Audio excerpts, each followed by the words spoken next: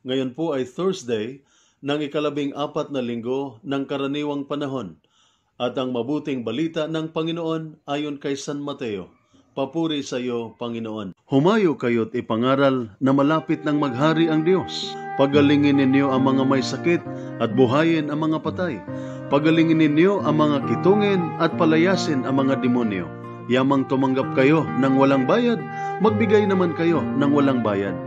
Huwag kayong magdala ng pera, maging ginto, pilak o tanso. Sa inyong paglalakbay, huwag din kayong magbaon ng pagkain, bihisan, pampalit na sandalyas o tungkod, sapagkat ang manggagawa ay karapat-dapat tumanggap ng kanyang kailangan upang mabuhay. Saan mang bayan o nayon kayo dumating, humanap kayo ng taong karapat-dapat pakituluyan, at kayo ay tumuloy sa bahay niya habang kayo'y nasa lugar na iyon.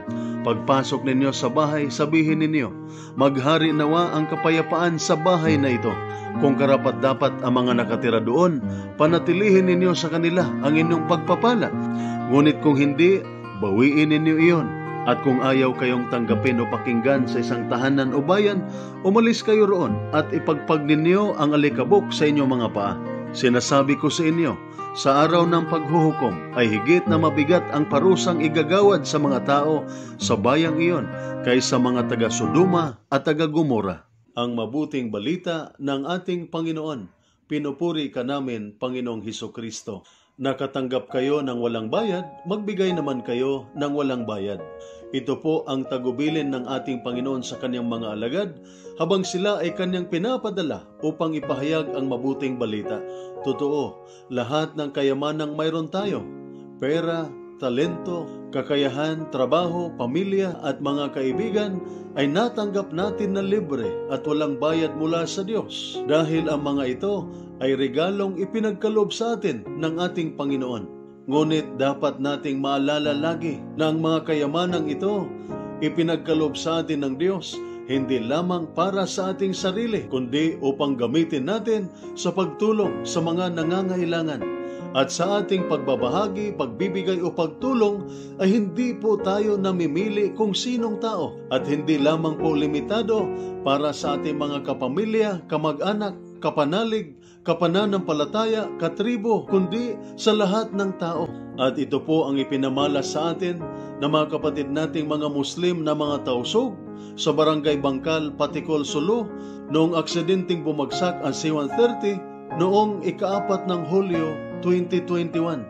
Ayon nga po sa statement na inilabas ng Western Mindanao Command, Armed Forces of the Philippines, ganito po ang kanilang pahayag. Assalamualaikum wa rahmatullahi wa barakatuh.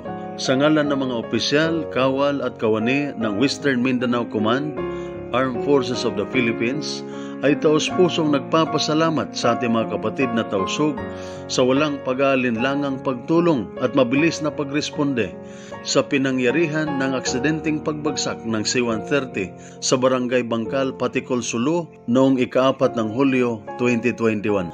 Dahil po sa inyong agarang pagresponde, bagamat napakadelikado, ay maraming sundalo ang nailigtas.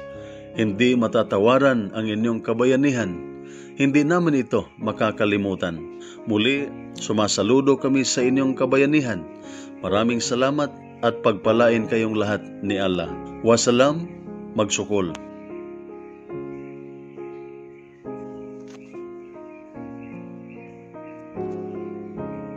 Kaya ang kabutihan at ang kabayanihan katulad nito ay ang konkretong halimbawa ng pagpapahayag ng kabutihan ng Diyos na libre at ang pagbibigay ng walang bayad.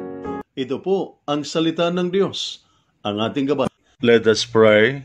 Lord God, Almighty Father, Creator of mankind and author of peace, those who take refuge in you will be glad and forever will shout for joy. Protect our soldiers as they discharge their duties. Protect them with the shield of your strength and keep them safe from all evil and harm. Grant them courage and hope. May they ever experience your firm support, gentle love, and compassionate healing. Be their constant companion and the refuge in every adversity. Be their power and protector, leading them from darkness to light. May the power of your love enable them to return home in safety, that with all those who love and care for them, they may ever rejoice and praise you for your loving care. We ask this through Christ our Lord. Amen. Mary, Queen of Peace, pray for us. Saint Michael the Archangel, pray for us. Saint Ignatius of Loyola, pray for us. At sumainyo at sa inyong pamilya ang pagpapala ng makapangyarihang Diyos, Ama, Anak at Espiritu Santo. Amen.